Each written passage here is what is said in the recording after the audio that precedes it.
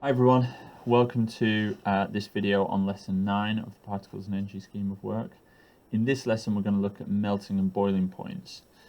So this builds on the two previous lessons, the first which was on solids, liquids and gases and thinking about what the particles are doing in the different states of matter, and then temperature and energy, where we introduce this idea that temperature is not just hotness or coldness, it's a measure of the average kinetic energy of particles.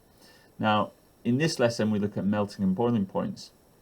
And we're going to start by drawing a very similar picture to the one we drew in the previous lesson, this kind of story of a block of ice melting. And we're going to try and map that onto a number line. So I'm trying to avoid maths in my year 7 physics units as far as possible.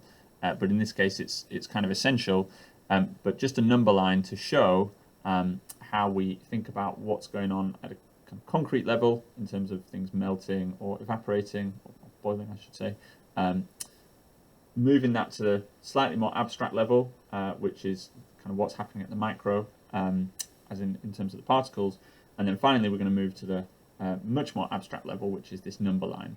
And again, what we usually do as science teachers is we plow straight into the number line, the most abstract, and I think it's important that we actually build it up. So let me show you what I'm talking about. So the first thing I'm going to do in here, somewhere, and again, if you were doing this in a student book, I'd get them to leave about 10 or 12 lines, something like that. And I'm just going to sketch my ice cube. I'm going to start with water because it's really important that they know the melting and boiling point of water. That's fundamental to lots of things. As we'll see, it's important that they do other examples as well, but we'll start with water. I'm going to draw my ice cube. And what I want to do is just remind students of what the particles look like in an ice cube. So I'm just going to do a sketch here, a very, very quick sketch. And I keep doing this every single lesson, and I think it's worthwhile because you want them to just be in that habit of always moving from the concrete to the slightly more abstract, this model, this guess, of what we think is going on down at the particle level. So I'm going to show that those particles are vibrating and so on, like that. And again, nothing new here at all. I'm then going to draw my puddle like this. So now my ice cube is melted. And I'm going to remind students that what particles look like here is, while they're still close together, but now they're randomly arranged, there's no particular order, and they can move. They're not fixed like they were in the solid. They do have some motion. And I'm going to draw these little arrows to show that, yes, they have kinetic energy. It's not very high. Remind them that the particles don't always need to be at the same speed. I could also remind them here that if the arrows were a bit longer, that would mean the liquid is at a higher temperature, and so on. So I'm going to talk through and just build up, say nothing new apart from what we've talked about in previous lessons, just to build up this picture. And it's only after I've gone over everything that I'm then going to introduce this new idea. Finally, I'm going to draw a gas, so maybe I'll draw some steam like this, cloud of steam. And then I'm going to remind them what the particles look like here. So far apart this time. Again, I might do some kind of fingers up questioning, thumbs up, thumbs down. Do we think the arrow is going to be longer or shorter? Question them why. In this case, they're going to be longer because the particles have more kinetic energy in a gas. So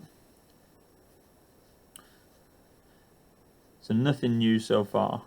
Everything that I'm talking about is just building on their prior knowledge.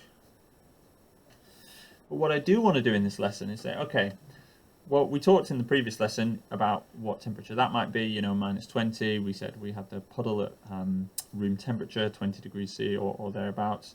They may or may not know what kind of temperature this happens at. What I want to do here is show what's going on in terms of the particles relative to a number line. And again, this is easier if you're working in a student exercise book and you have lines, because you can. This is why I said about 12 lines tends to be quite good. Let me just get that so it's vertical on the screen. And what I would do here is just draw a scale on here. So my book here doesn't have lines, so it's maybe not the best for this lesson. But I would draw my scale, and what I want to do is illustrate that actually the melting point of water is at a certain temperature. So So again, I might put some temperatures here. So let's say minus 20 degrees C. This is the same layout that I used last time. Let's say that's 20 degrees C. I might just tell them this is going to be 110 degrees C or something like that. But what I want to do is show this relative to a number line. And on this number line, I'm going to have the melting and boiling points. So I might draw another line here. And I'd say, well, actually, there is a specific temperature. Maybe I should add temperature on here in degrees C. We're going to look at temperature scales in the next lesson. So for now, we're just going to stick with temperature, always in degrees C. But I might say, well, actually, there's a temperature at which, as we saw in the previous lesson, these particles, they jiggle so much, they vibrate so much that they begin to escape from this fixed lattice. And that always happens at the same temperature for water. Different temperatures for other substances, but always at the same temperature for water. And that temperature is 0 degrees C. And I might add a label here to say we call that the melting point. And hopefully what you can see is, rather than just going straight to the number line, I'm trying to map it onto what they know already and give them a picture in terms of what hopefully they already know. And then again, I would say, well, there's a certain point at which all of these particles will break free from one another and there will be no more bonds, there will be no force of attraction between the particles, they'll be free to move all over the place. That is what we call the boiling point. And for water, that temperature is 100 degrees C. Now the next thing I want to do is just give them a few examples. And what I quite like to do here is map this onto here. So we know that this is a solid, so I might write 1 solid here. I'll explain what the numbers mean in a minute. 2 is going to be liquid. And 3 is going to be gas. So then there's some examples that I think there's some examples in the slide. It says so water at 73 degrees C. So what I want to do is get students thinking, okay, where is 73 on my number line, and therefore is it going to be a solid, is it going to be a liquid, is it going to be a gas? And it's worth really going through this in detail. So I'm going to say, well, okay, 73, I know 73 is between 0 and 100. It's probably going to be about here somewhere. So I might add that in a different colour, 73. So I know that if I've got water at 73 degrees C, well, it's going to be a liquid because it's in between the boiling point and the melting point. And it's really worth coaching your students to get them using that language.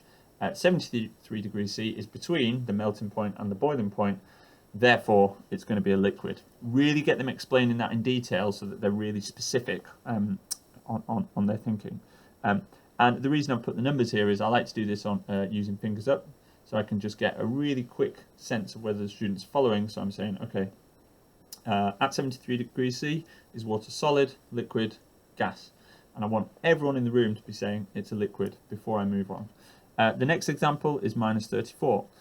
So again, they should be familiar with number lines and negative numbers by this point. Most students are. If they're not, it might be worth just taking a bit more time over this one. But what you want them to recognise is that minus 34 is below the melting point. It's below the melting point, and therefore, if you say solid, liquid, gas, you want 100% of students to be saying, well, that's a solid, because it's below the melting point. And again, really question them and probe them to make sure they're using that language. The temperature is below the melting point, therefore it's a solid. The last example was 127, so I might put 127 up here. If you've got a scale drawing, that's fine. Mine isn't scale, but that's also fine. And again, the temperature is above the boiling point, therefore it's a gas. Really question students on that. Check for understanding using 1, 2, 3 fingers up. Now, the classic misconception here is that students think all substances have the same melting and boiling point as water. So it is worth just doing one other substance, and I won't do the particle diagrams for this, I'll just do the number line. So let's take aluminium. You can do this as a bit of an I do, we do, you do, where this second one is going to be a co-construction. Now, aluminium happens to have the following melting and boiling points. I've got them written down here. So aluminium has a melting point of 660 and a boiling point of 2467. So I'm going to put 660 degrees C and 2467 degrees C. And again, I'm going to write this in and I'm going to get my students to practice sketching these out just so they've got a really clear picture of how to think about this. So then that's going to be the boiling point. Now this is where it gets difficult, because let's start at room temperature, 20 degrees C.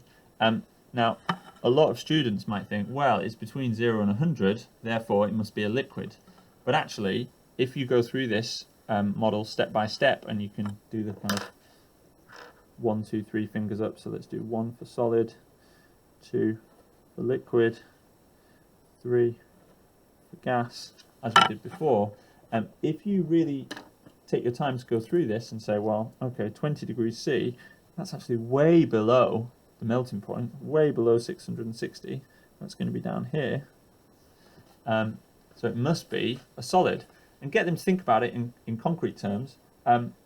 It's aluminium. Baking trays are made out of aluminium. If you have a baking tray and you leave it out in your kitchen, which is at 20 degrees C or thereabouts, it's obviously not going to melt. It's a solid. Likewise, the next one, 200 degrees C. So they might think, well, 200, that's above 100. Oh, it must be a gas. Go through this process. 200 is below 660. That must be down here on my number line. 200 degrees C.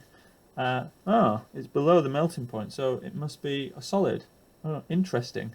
And again, get them to think, if you've got an aluminium baking tray and you put it in the oven, well, you wouldn't want it to melt. That would be a rubbish baking tray. Final one, do 1,000 degrees C, something like that. And again, I think 1,000 degrees C is such a big number, that must be a gas. But if you go through the process, well, is it higher or lower than 660? It's higher. Is it higher or lower than 2467? Well, it's lower, so it must be about here somewhere. Take your time to go through this, because that way you'll really get them thinking in a methodical way, and then they'll be able to tell you, well, it's above the melting point, but it's below the boiling point. Therefore, at 1,000 degrees C, aluminium must be a liquid. 2 fingers up. There's lots and lots of examples here, and depending on the group that you have, you may wish to model a few more of these and actually go through the number line and just take your time, maybe getting them to do it on whiteboards before they do all the examples in their books. You will be able to work it out. But I think giving them a really clear model like this, and if you start out by relating that to what they know already, then hopefully they'll understand what is quite a tricky little topic. I hope that's useful. Next lesson we'll look at temperature scales.